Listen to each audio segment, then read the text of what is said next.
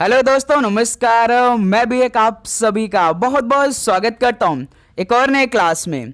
तो साथियों, जैसा कि आरआरबी एनटीपीसी यूजी 2026 का एग्ज़ाम 13 जून से स्टार्ट हो रहे हैं, जो कि 21 जून तक चलने वाले हैं। तो साथियों, इससे पहले कई शिफ्टों का आरआरबी एनटीपीसी यूजी का एग्ज़ाम कंप्लीट हो चुका है और ये दूसरी बार एग्ज़ाम होने जा रहा है। तो उम्मीद करूंगा आप लोग का एग्ज़ाम भी इन्हीं डेट में होने वाले हैं। तो सबसे पहले आप लोग अपना एग्ज़ाम डेट कमेंट बॉक्स में जरूर बता दीजिएगा, क्योंकि साथियों पूरे 13 जून से लेकर 21 जून के बीच में जब भी आपका एग्ज़ाम होगा, आपके लिए पूरे पेपर का सोल्यूशन करवाना है।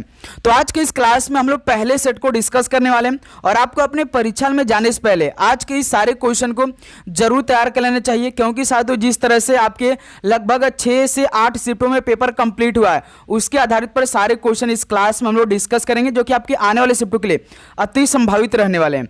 तो साथियों, जैसा कि आरआरबी एनटीपीसी यूजी का एग्जाम पूरे 90 मिनट का होने वाले हैं। इस 90 मिनट में आप सभी को सबसे ज़्यादा सवाल जीके के मिलेंगे 40, 30 सवाल मैथ के मिलेंगे और 30 सवाल रीजनिंग के मिलेंगे। 100 सवालों का आपका पूरा पेपर होगा, ध्यान रखिएगा, जो कि आपको इन 90 मिनट में हल करना होगा। तो इतने क्वेश्चन आप सभी को मिलने वाले आपके रियल पेपर में। तो जैसे साथियों बार बार पूछे आते हैं आरआरबी एनटीपीसी यूजी के एग्जाम में, तो उन्हीं तरह सवाल आज के इस क्लास में हम लोग डिस्कस करेंगे। ओके, तो चलिए क्लास को शुरू करते हैं और लास्ट में आप सभी से आपका स्कोर पूछा जाएगा। टोटल क्वेश्चन में से आप सभी कितना स्कोर बनेगा कमेंट बॉक्स में जरूर बताइएगा। और एक बात कि आप लोग अपना एग्जाम डेट हमें जरूर बताइएगा कि आप सभी का किन डेट को होने वाला है और कहाँ पे आपका एग्जाम पड़ा है। ठीक है, तो देखिए आज का पहला प्रश्न, उत्तल दर्पण द्वारा निर्मित प्रतिबिंब हमेशा कैसा होता है? उत्तल दर्पण द्वारा निर्मित प्रतिबिंब हमेशा कैसा होता है? वास्तविक होता है, बड़ा होता है, आभासी एवं बड़ा होता है, या केवल छोटा होता है? तो साथियों उत्तल दर्पण द्वारा निर्मित प्रतिबिंब हमेशा कैसा होता है? तो छोटा होता है। पहले का डी ऑप्शन राइट आंसर हो जाएंगे। नेक्स्ट अगला सॉल्व कॉल करिएगा क्वेश्चन नंबर सेकेंड को। राष्ट्रपति द्रौपदी मुर्मू ने विजय दिवस 2025 पर राष्ट्रपति भवन में जिस गैलरी का उद्घाटन किया उसका नाम क्या है? ये मोस्ट इंपॉर्टेंट करंट अफेयर का सवाल बनेंगे, ध्यान रखिएगा आप सभी लोग। तो साथियों राष्ट्रपति द्रौपदी मुर्मू ने विजय दिवस 2025 पर राष्ट्रपति भवन में जिस गैलरी का उद्घाटन किया उसका नाम क्या था? तो याद रखिएगा परमवीर दीर्घा नाम था। तो सेकेंड का सी ऑप्शन बिल्कुल राइट आंसर हो जाएंगे। ओके, चलिए क्वेश्चन नंबर थर्ड को देखिए। दुनिया का सबसे बड़ा गर्म रेगिस्तान कौन सा है? तो साथियों दुनिया का सबसे बड़ा गर्म रेगिस्तान इनमें से कौन सा है? तो वो है सहारा। सी ऑप्शन बिल्कुल राइट आंसर हो जाएंगे। ओके, चलिए क्वेश्चन नंबर 4 कॉल करिएगा। ब्रोंको टेस्ट को पूरा करने का लक्ष्य कितने मिनट का होता है? ब्रोंको टेस्ट को पूरा करने का लक्ष्य क्या है? तो भाई 6 मिनट है। तो इस सवाल का ऑप्शन है बिल्कुल राइट आंसर हो जाएंगे। नेक्स्ट अगला सवाल को देखिएगा क्वेश्चन नंबर 5 को। जनवरी 2026 में राष्ट्रीय हरित अधिकरण ने किस पारिस्थितिकी रूप से संवेदनशील क्षेत्र में नोटिस जारी किया? जनवरी 2026 में राष्ट्रीय हरित अधिकरण ने किस पारिस्थितिकी रूप से संवेदनशील क्षेत्र में नोटिस जारी किया था? तो ध्यान रखिएगा आप सभी लोग, ताज ट्रेपीजियम जोन में। ऑप्शन इस सवाल का बिल्कुल राइट आंसर हो जाएंगे। नेक्स्ट अगला सवाल कॉल करिएगा क्वेश्चन नंबर 6 को। भारतीय संसद के सदनों का प्रस्ताव किसके द्वारा किया जाता है? तो साथियों भारतीय संसद के सदनों का प्रस्ताव किसके द्वारा किया जाता है? तो ये भारत के राष्ट्रपति द्वारा किया जाता है। डी ऑप्शन बिल्कुल राइट आंसर हो जाएंगे। ओके, नेक्स्ट अगला सॉल्व कॉल करिएगा क्वेश्चन नंबर 7 को। जनवरी 2026 में नई दिल्ली में ADMM प्लस आतंकवाद विरोधी बैठक का कौन सा संस्करण आयोजित हुआ था? तो साथियों जनवरी 2026 में नई दिल्ली में ADMM प्लस आतंकवादी विरोधी बैठक का कौन सा संस्करण आयोजित हुआ था? तो मेरे भाई 16वां संस्करण का बैठक हुआ था। तो सी ऑप्शन बिल्कुल राइट आंसर हो जाएंगे। ओके, नेक्स्ट अगला सॉल्व कॉल करिए क्वेश्चन नंबर 8 को। कितने भारतीय राज्य बांग्लादेश के साथ सीमा साझा करते हैं? तो साथियों कितने भारतीय राज्य बांग्लादेश के साथ अपनी सीमा को साझा करते हैं? तो पूरे 5 भारतीय राज्य बांग्लादेश के साथ सीमा साझा करते हैं। डी ऑप्शन राइट आंसर हो जाएंगे। नेक्स्ट क्वेश्चन नंबर 9 को देखिए। भारत में किस वायसराय की हत्या की गई थी? भारत में किस वायसराय की हत्या की गई थी? तो लॉर्ड मेयो की भारत में हत्या की गई थी। सी ऑप्शन राइट आंसर हो जाएंगे। नेक्स्ट अगला सवाल को देखिएगा क्वेश्चन नंबर 10 को।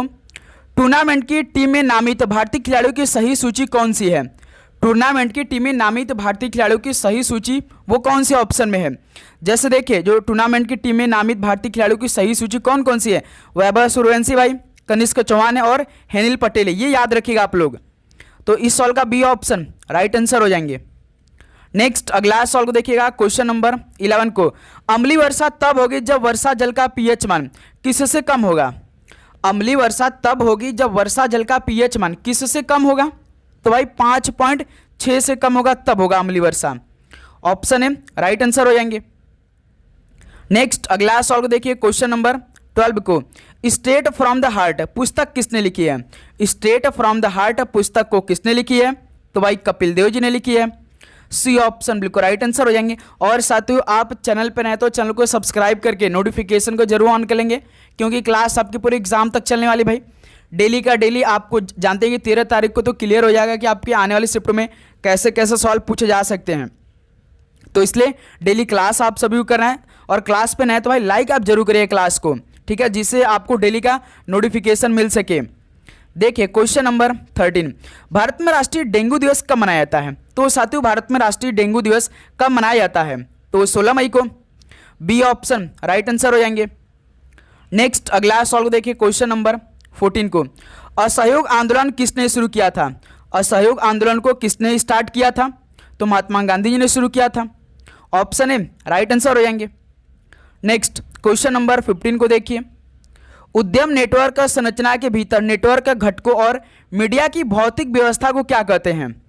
उद्यम नेटवर्क संरचना के भीतर नेटवर्क घटकों और मीडिया की भौतिक व्यवस्था को क्या कहते हैं? तो टोपोलॉजी कहते हैं। बी ऑप्शन राइट आंसर हो जाएंगे। नेक्स्ट अगला सवाल को देखिए, क्वेश्चन नंबर 16 को, किस उच्च न्यायालय का अधिकार क्षेत्र लक्षद्वीप तक विस्तारित है? तो साथियों, किस उच्च न्यायालय का अधिकार क्षेत्र लक्षद्वीप तक विस्तारित है? तो याद रखिएगा केरल का। तो ऑप्शन है बिल्कुल राइट आंसर हो जाएंगे। नेक्स्ट अगला सवाल को देखिए, क्वेश्चन नंबर 17 को, जेपीईजी का पूर्ण रूप क्या है? तो साथियों, जेपीईजी का पूरा नाम क्या है? तो ज्वाइंट फोटोग्राफी एक्सपर्ट ग्रुप है। तो ऑप्शन इस सवाल का बिल्कुल राइट आंसर हो जाएंगे। नेक्स्ट अगला सवाल को देखिए, क्वेश्चन नंबर 18 को, ग्रेट इंडियन डेजर्ट को किस नाम से भी जाना जाता है? तो साथियों, ग्रेट इंडियन डेजर्ट को किस नाम से भी जाना जाता है? तो भाई था के नाम से जाना जाता है। डी ऑप्शन बिल्कुल राइट आंसर हो जाएंगे। नेक्स्ट अगला सवाल को देखिए, क्वेश्चन नंबर 19, भाई थार के नाम से जाना जाता है, जो उसका पूरा नाम है, ठीक है। ये जो आपका क्वेश्चन नंबर 18 है, ध्यान रखिएगा आप लोग। ग्रेट इंडियन डेजर्ट को किस नाम से भी जानते हैं? तो थार के नाम से। क्लियर? चलिए नेक्स्ट अगला सवाल देखिए, क्वेश्चन नंबर 19 को, भारत छोड़ो आंदोलन के प्रस्तावक कौन थे? तो साथियों, भारत छोड़ो आंदोलन के प्रस्तावक कौन थे? तो पंडित जवाहरलाल नेहरू थे। तो भारत छोड़ो आंदोलन कब हुआ था? 1942 में हुआ था। तो इस सवाल का डी ऑप्शन राइट आंसर है। ओके, चलिए नेक्स्ट अगला सवाल देखिए, क्वेश्चन नंबर 20 को, 2011 की जनगणना के अनुसार बाल लिंगानुपात प्रति 1000 पुरुषों पर कितनी स्त्रियां थी? बताइए साथियों, 2011 की जनगणना के अनुसार बाल लिंगानुपात प्रति 1000 पुरुषों पर कितनी स्त्रियां थी? तो पूरे 919 स्त्रियां थी 1000 पुरुषों पर। ऑप्शन है राइट आंसर हो जाएंगे। नेक्स्ट क्वेश्चन नंबर 21 को देखिए, अमृता देवी बिश्नोई राष्ट्रीय पुरस्कार किसके लिए दिया जाता है? तो साथियों, अमृता देवी बिश्नोई राष्ट्रीय पुरस्कार किसके लिए दिया जाता है? तो वन्य जीव संरक्षण के लिए दिया जाता है भाई। तो ऑप्शन है बिल्कुल राइट आंसर हो जाएंगे। नेक्स्ट अगला सवाल देखिए, क्वेश्चन नंबर 22 को, निम्नलिखित में से कौन सी यूरोपीय संघ की आधिकारिक मुद्रा है? तो साथियों, इनमें से कौन सी यूरोपीय संघ की आधिकारिक मुद्रा है? तो भाई यूरो है। सी ऑप्शन बिल्कुल राइट आंसर हो जाएंगे। नेक्स्ट अगला सवाल देखिए, क्वेश्चन नंबर 23 को, भारत भर में 250 से अधिक प्रमुख और छोटे बंदरगाहों के लिए किस बल को नए सुरक्षा नियामक रूप में नामित किया गया है? भारत भर में 250 से अधिक प्रमुख और छोटे बंदरगाहों के लिए किस बल को नए सुरक्षा नियामक रूप में नामित किया गया है? तो साथियों, सीआईएसएफ को नामित किया गया है। बी ऑप्शन है बिल्कुल राइट आंसर है। क्लियर? चलिए क्वेश्चन नंबर 24 को देखिए, स्वर्ण क्रांति किससे संबंधित है? तो साथियों, स्वर्ण क्रांति किससे संबंधित है? तो ये बागवानी और शहद से संबंधित है स्वर्ण क्रांति। डी ऑप्शन राइट आंसर होंगे। नेक्स्ट अगला सवाल देखिए, क्वेश्चन नंबर 25 को, जलियांवाला बाग हत्याकांड किस वायसराय के कार्यकाल में हुआ था?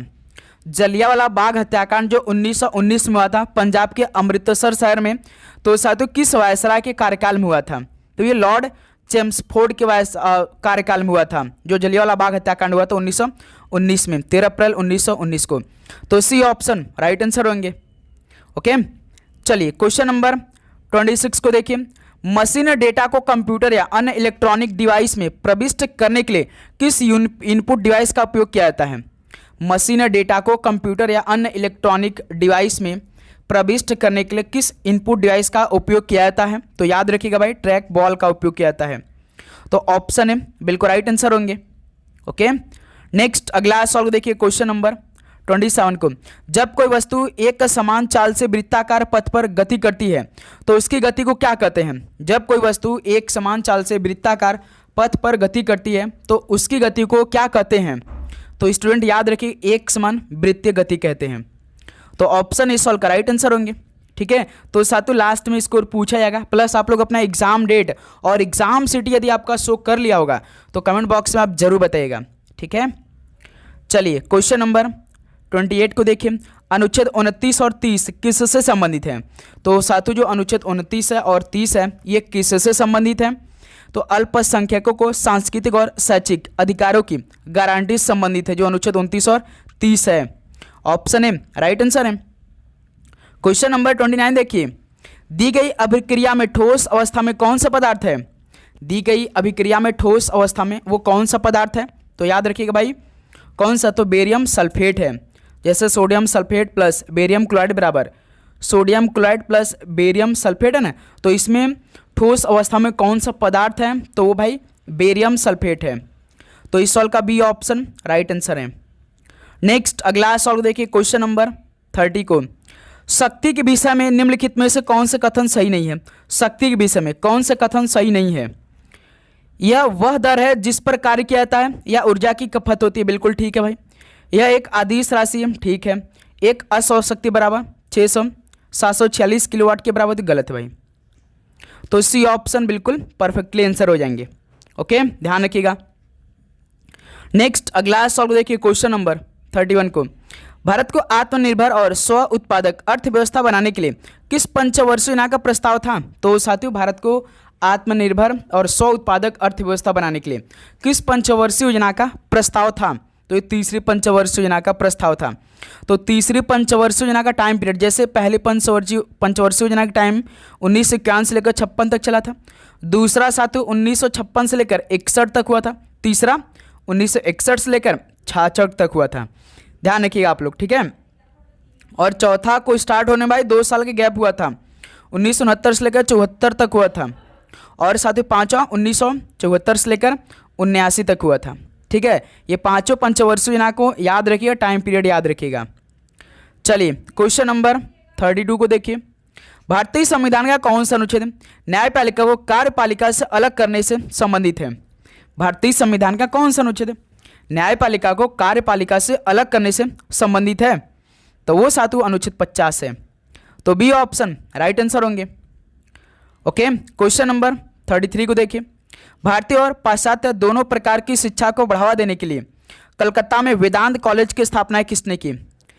भारतीय और पाश्चात्य दोनों प्रकार की शिक्षा को बढ़ावा देने के लिए कलकत्ता में वेदांत कॉलेज की स्थापना किसने की थी? तो साथियों याद रखिए राजा राम मोहन राय ने की थी। ऑप्शन ए बिल्कुल राइट आंसर होंगे। नेक्स्ट क्वेश्चन नंबर 34 को हल करिए। भारतीय संविधान का भाग 4 किससे संबंधित है? भारतीय संविधान का जो भाग चौथा ए है वो किससे रिलेट करता है? तो मौलिक कर्तव्य से संबंधित है भाई। बी ऑप्शन राइट आंसर होंगे। नेक्स्ट अगला सवाल देखिए क्वेश्चन नंबर 35 को। पंडित बिरजू महाराज किस नृत्य के प्रतिपादक हैं? पंडित बिरजू महाराज किस नृत्य के प्रतिपादक हैं? तो ये कथक के प्रतिपादक हैं। ऑप्शन ए बिल्कुल राइट आंसर है। नेक्स्ट अगला सवाल देखिए क्वेश्चन नंबर 36 को। सितंबर 2025 में ऑस्ट्रेलिया के खिलाफ तीसरे वनडे मैच में किसी भारतीय द्वारा सबसे तेज शतक किसने बनाया था? बताइए। सितंबर 2025 में ऑस्ट्रेलिया के खिलाफ तीसरे वनडे मैच में किसी भारतीय द्वारा सबसे तेज शतक किसने बनाया था? तो वो साथियों स्मृति मानधाना थी। ये तो महिला क्रिकेट की बात कर रहा है। ऑप्शन है बिल्कुल राइट आंसर होंगे। क्लियर। क्वेश्चन नंबर 37 को देखिए। चेचक के लिए टीके का आविष्कार किसने किया था? चेचक के लिए टीके का आविष्कार किसने किया था? तो भाई एडवर्ड जेनर ने किया था। बी ऑप्शन राइट आंसर होंगे। क्लियर। चलिए क्वेश्चन नंबर 38 को देखिए मेरे भाई। नासा द्वारा प्रक्षेपित कौन सा अंतरिक्ष मिशन हेलियोस्फीयर की सीमा का मानचित्रण करने और अंतरिक्ष मौसम पूर्वानुमान को बढ़ाने हेतु है?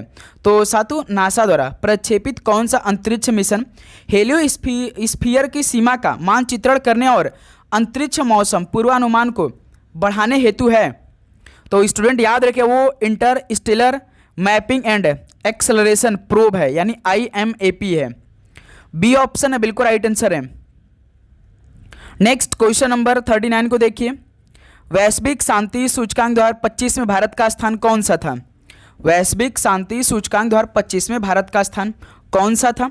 तो भारत 115 नंबर पे था। सी ऑप्शन राइट आंसर है।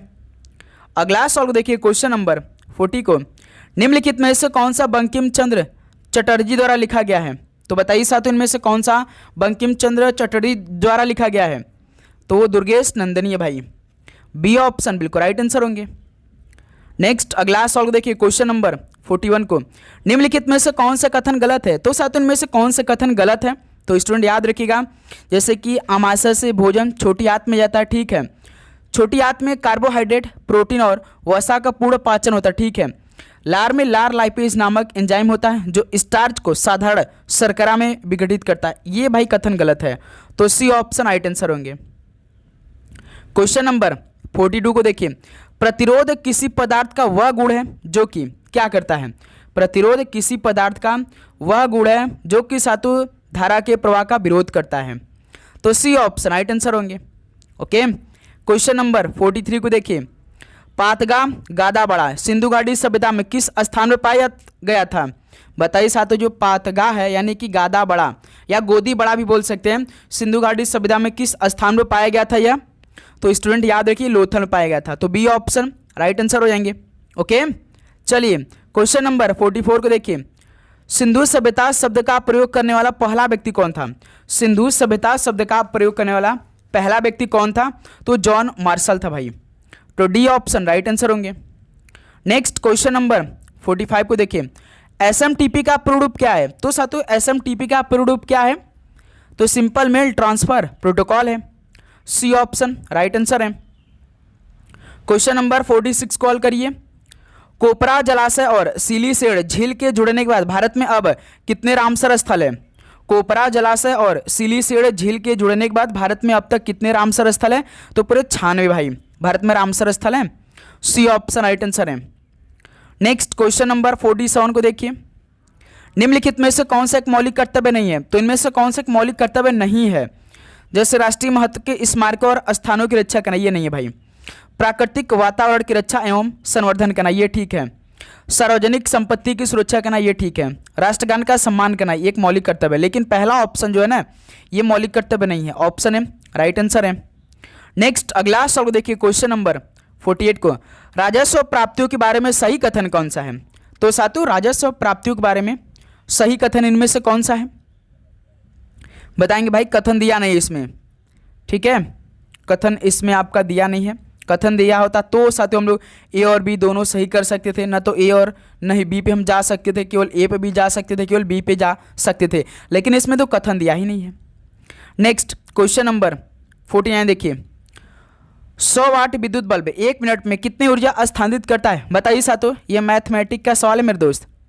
तो डायरेक्ट का 1 मिनट में यानी 100 गुणे 60 करिए, कितना आएगा? 6000, यानी 6000 जूल के बराबर होगी भाई। यानी कि 100 वाट विद्युत बल्ब जो 1 मिनट में कितनी ऊर्जा स्थानांतरित करता है? तो 6000 जूल के बराबर, तो सी ऑप्शन राइट आंसर है।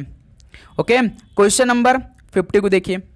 थॉमसन के परमाणु मॉडल की कौन सी प्रमुख विशेषता ने परमाणु की विद्युत तटस्थता को समझाने में मदद की? तो सातु थॉमसन के परमाणु मॉडल की कौन सी प्रमुख विशेषता ने परमाणु की विद्युत तटस्थता को समझाने में मदद की है? तो वो सातु धनात्मक और ऋणात्मक आवेशों का परिमाण बराबर होता है, ये भाई समझाने में मदद की है, तो सी ऑप्शन राइट आंसर होंगे। तो सातु ये पूरे 50 सवाल आज की इस क्लास में कंप्लीट हुआ, जो कि साथियों पहले क्लास में, ये तो अभी पहला क्लास था, अभी पूरे एग्जाम तक क्लास देंगे, तो साथियों ज़बरदस्त आपकी तैयारी होने वाली है, ठीक है। तो स्टूडेंट अब बताइए आप सभी का इन 50 क्वेश्चन में से लगभग कितना स्कोर बना? 50 क्वेश्चन में से आप सभी कितना स्कोर बना? तो उम्मीद करूंगा लगभग आप लोगों ने भाई 36-37 सवाल तो सही किया होगा जरूर। तो साथियों डेली इस तरह क्लास आएगी, ठीक है। और ये पहला क्लास तक कल आप सभी का लाइव होगी भाई, बहुत ही शानदार तरीके सुबह 7:30 पर। तो क्लास में आप जरूर जुड़िएगा, ठीक है। और अपना एग्जाम रेट और एग्जाम सिटी हमें कमेंट बॉक्स में जरूर बताइएगा। ओके, तो चलिए इस क्लास को यहीं पर समाप्त करते हैं। मिलते हैं साथियों कौन है क्लास के साथ। आप सभी को जय हिंद, जय भारत, पढ़ाई करते रहिए, ऑल द बेस्ट, धन्यवाद। और आप सभी को एग्जाम के लिए बेस्ट आप लग, गॉड ब्लेस यू।